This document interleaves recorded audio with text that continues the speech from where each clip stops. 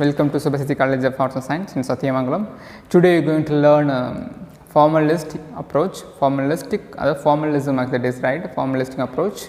In previous class we learned archetypal criticism with a more important person Carl Jung and collective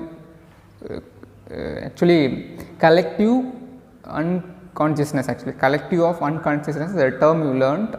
Then John Courant from Northern Frey, anatomy of criticism is more important, that's why I am saying that. Golden Bough, James Frazer, then archetypal pattern of poetry, right, that is Maud Potkin, it's more important in archetypal criticism. And now you are going to learn formalistic criticism, formalism, there is there actually, Russian formalism there actually. Then Russian formalism, French formalism, there is two types of formalism there. But today you just going to learn what is formalism. This is today. Okay. So the formalistic approach, it developed and influenced. So one of the method in 20th century. Okay, this is the century actually. It's coming just before actually. Especially is actually is more important is that actually it was developed in 20th century. It is called as it has some other name that is called as aesthetic approach or aesthetic, you know, that is the pleasure, the joy of literature, okay. Textual approach, ontological approach is the main core approach of criticism, ontological criticism, ontological approach or new criticism. So in the one of the class I thought about what is new criticism. So it's actually it has the resemblance of formalistic approach, or you understand new criticism very clearly, it means you know what is formalistic approach. So formalistic approach and new criticism are interrelated one actually, that is both are incorporated actually, the both are the same, that is what is there actually.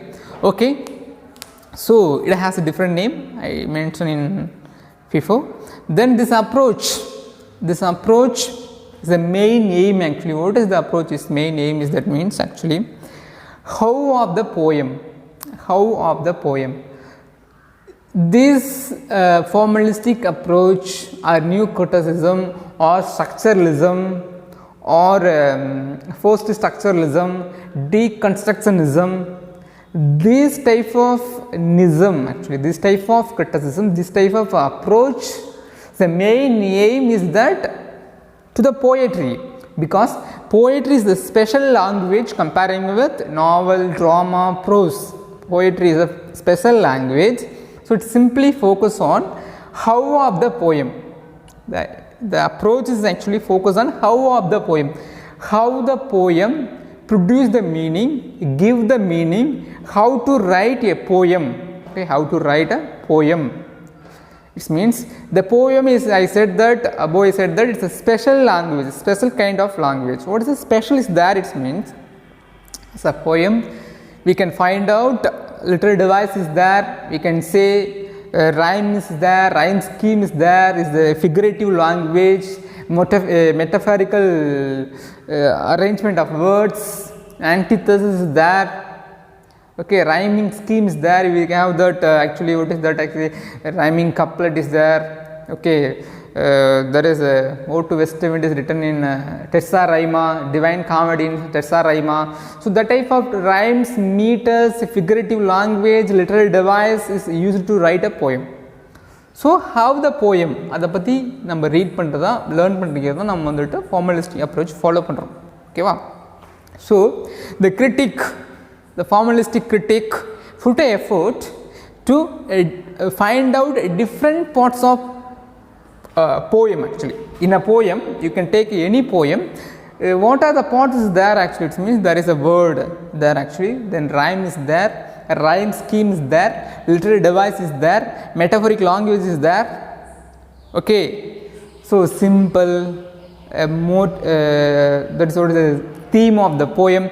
So this much they find out. After that they come to know that the different part of poem they try to find out. After that, the organic unit of the poem.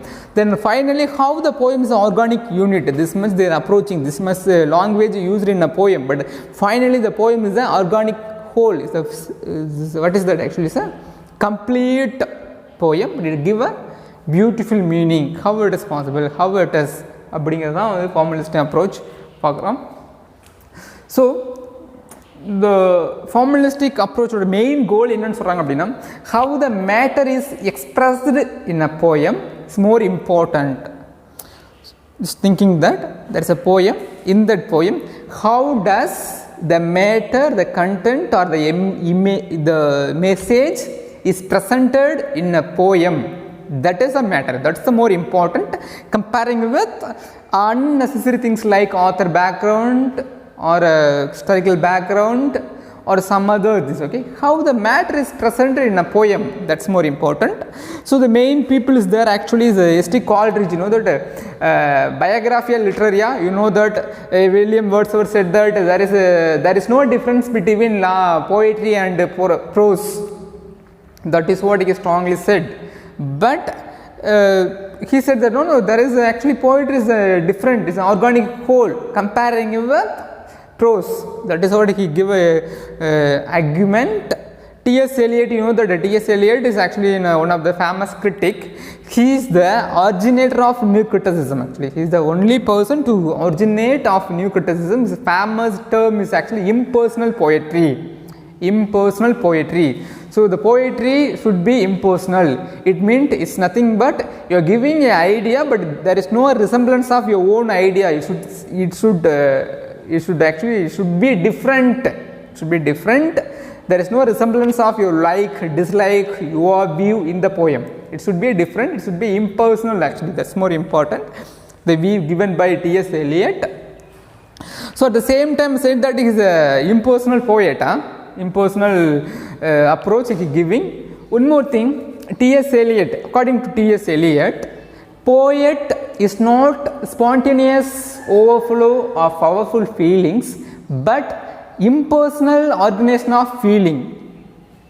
Okay, T.S. Eliot, poet is not a spontaneous overflow of powerful feeling. This quote is actually given by William Wordsworth in his work, but he is against it.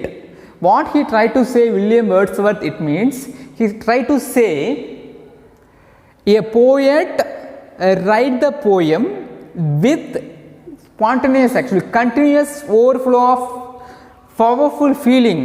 அப்படியே அருவி மாதிரி கொட்டுது, ஒன்று நினைக்கும் போது எனக்கு அருவி மாதிரி கொட்டுதுன்னு சொன்னார்ல கமலஹாசன். ஓகே, பட் அதை வார்த்தையில் எழுத தெரியலன்னு சொல்லும் போது தான் நம்ம வந்து ஒரு சைலண்ட் பிளேஸில், ஓகே, ஒரு ட்ரையாங்குலேட்டி, ஓகே, ஒரு அமைதியான பிளேஸில் உட்காந்து எழுதுறது. ஸோ சிம்பிளி சேயிங் தட் ஒரு போயம்ஸ் வந்துட்டு, ஒரு போயிட்டை வந்துட்டு ஒரு போயம் எழுதும் போது வந்துட்டு இட்ஸ் ஆக்சுவலி ஸ்பான்டனியஸாக அப்படியே கொட்டணும் அப்படின்னு சொன்னது யாருன்னா, poet is a spontaneous overflow of powerful feeling.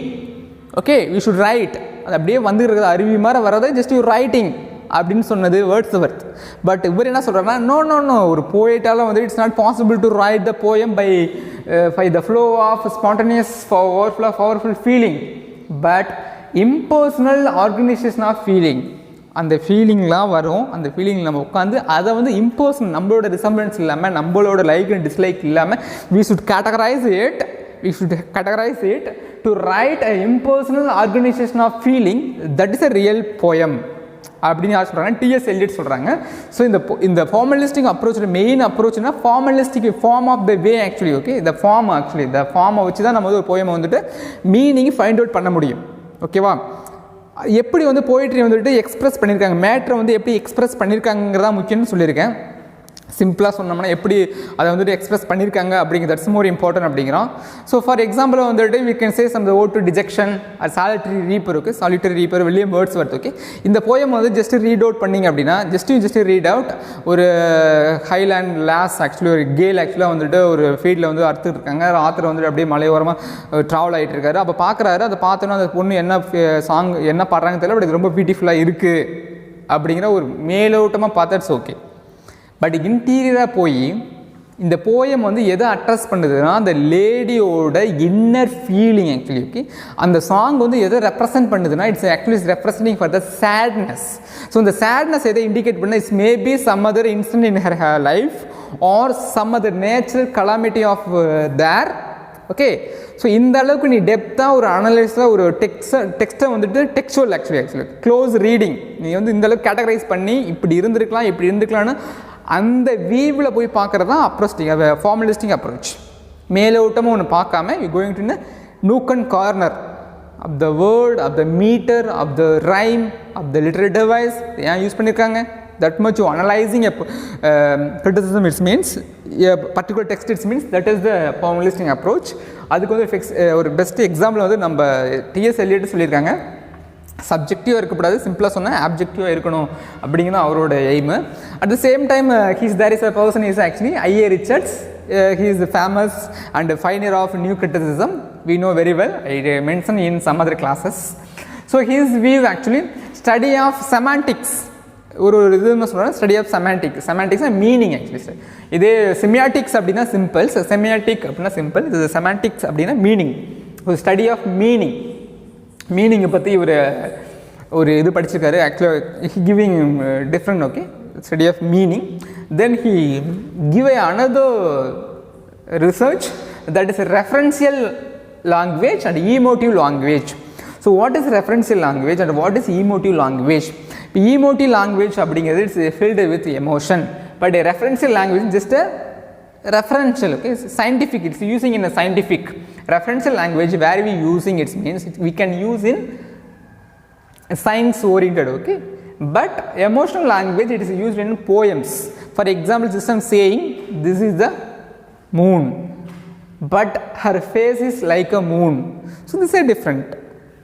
So one more thing he strongly insists and strongly emphasize is that emotive language is more apt and right to use for literature, especially for poem. According to A.A. Richardson, emotive language is more better than referential language. That is what Jan Crow Ramsam. Okay? Jan Crow Ramsam, his famous work is New Criticism. That is a work actually. He is one of the new critic. William Emerson, his famous work seventh type of ambiguity. I told you. Okay, 1930. Seventh type of ambiguity. His analytic criticism. Okay, he following analytic criticism. Then Clint Brooks. She is actually Wilfred Arn, I think so. Okay, it's a famous new critic. Alan Tate, tension in poetry. Okay, tension in poetry. It is given by Alan Tate. Tension in poetry is the actual topic. He tried to convey an idea is that if you write any poem, as a poet need to create a tension in a poem. Actually, tension is not a wrong word here. He is simply saying that inductive meaning, not indirect meaning, direct meaning and indirect meaning. Okay, that is what. So if you read a poem, it means the poem should have the tension, it have the second layer meaning, it has a triple layer meaning, it have multiple have the meaning. Okay, that is a tension in a poem. Okay, that's more important. That is what Alan Tate is a famous term given by him. Your Winter. Okay, Your Winter, he giving actually a what is it actually? It means moral language. It's not a moral language and a rational language. Okay, rationalistic language. Moral language is and rationalistic language. That is what he giving a term to us. Then the term in formalistic approach. Okay, that is intentional fallacy, affective fallacy. That is what there is a more two term is there, but pathetic fallacy is there. That is given by John Ruskin. We not focus in it. Intentional fallacy, it's simply saying actually as an author giving an idea, presented idea in his own view. Okay, ஒரு author வந்துட்டு அவருடைய வியூவை வந்துட்டு கொடுத்துருப்பாங்க. அந்த வியூவை வந்துட்டு நம்ம வந்துட்டு மிஸ் அண்டர்ஸ்டூட் பண்ணிக்கிறது தான் வந்துட்டு intentional fallacy, the intention of author. Okay, அவர் வந்துட்டு ஒரு வியூவில் கொடுத்துருப்பாரு, பட் நம்ம வந்து ஒரு வியூவில் எடுத்துக்கோம். ஓகேங்களா, இப்போ வந்துட்டு நம்ம டீச்சர் வந்து ஒரு class, as a teacher taking class for in some other way, but the student taking some other way. Okay, this for example, I kill you, I'm saying this way, but I'm saying very politely for a fun way. but you people taking it wrong in that Sar in a class using a word I kill you. So it's indicating he's ready to kill. That is what you think. But in my perception, in my view, I am just giving in a fun way just for make you all laugh. By that only I am using I am kill you. But you are taking a wrong way. That is what intentional fallacy. Either author view understood in wrongly by a reader. Effective fallacy, affective fallacy, not affective fallacy. In that as a reader வந்துட்டு ஆத்தரோட idea வந்து மிஸ்இண்டர்ஸ்டாண்ட் பண்ணிக்கிறது. இவங்களா ஒரு meaning புரிஞ்சுக்கிறது. ரெண்டுமே கிட்டத்தட்ட ஒரே மாதிரி தான் சார் இருக்குது அப்படிங்கிற ஒன்றே வேணாம். ஆத்தரோட இன்டென்ஷன் தப்பாக இருக்கிறது. இங்கே வந்து ரீடரோட ஒரு ஆடியன்ஸோட அந்த அவங்களுக்கு என்ன புரிஞ்சோ அதான் மீனிங் சொல்லி அவங்க அண்டர்ஸ்டாண்ட் பண்ணிக்கிறது. That is okay. That is the difference between intentional fallacy and affective fallacy. This is, so simply come to the final actually.